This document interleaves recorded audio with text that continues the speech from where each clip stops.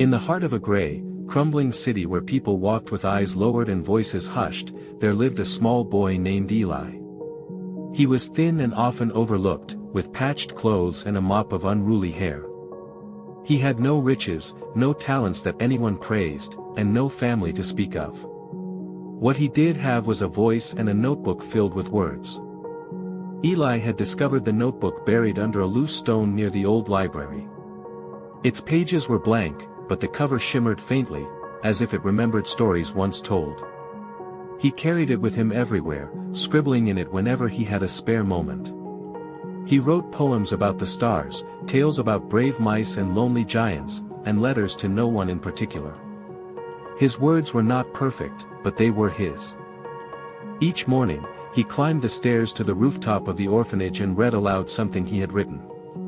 His voice was quiet at first, quivering in the wind. No one listened. The city below continued its silent routine. But Eli did not stop. Every day, he read. Then one morning, something changed.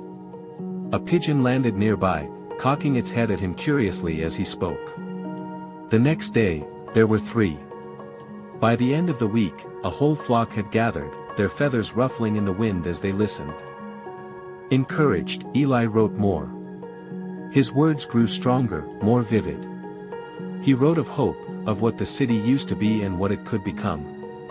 He imagined laughter echoing down empty streets and children dancing in parks reborn with flowers. He began pinning short verses to the pigeons' legs, tying them gently with string before releasing them. The birds flew, and the city began to stir. A baker in the East District found one such note fluttering in her window. It read, "Today is not yesterday. Today you can begin again." She smiled for the first time in weeks and baked extra loaves to give away to passers-by. A weary teacher discovered a folded scrap beneath her desk, "Even broken wings can remember the sky." She read it to her students, and the quiet classroom buzzed with energy. The words traveled, carried on wings, passed hand to hand. People began to speak again. Softly at first, then boldly. Street musicians played new songs inspired by the verses. Murals bloomed on empty walls. Strangers nodded at each other, sometimes even smiled. Still, no one knew where the words came from. Eli watched it all unfold from the rooftops, heart swelling. His city, once heavy with silence, had begun to breathe again. All because of words whispered into the morning wind. One afternoon, as he walked through a square now filled with music and chatter, he saw a girl sitting alone, her eyes dim.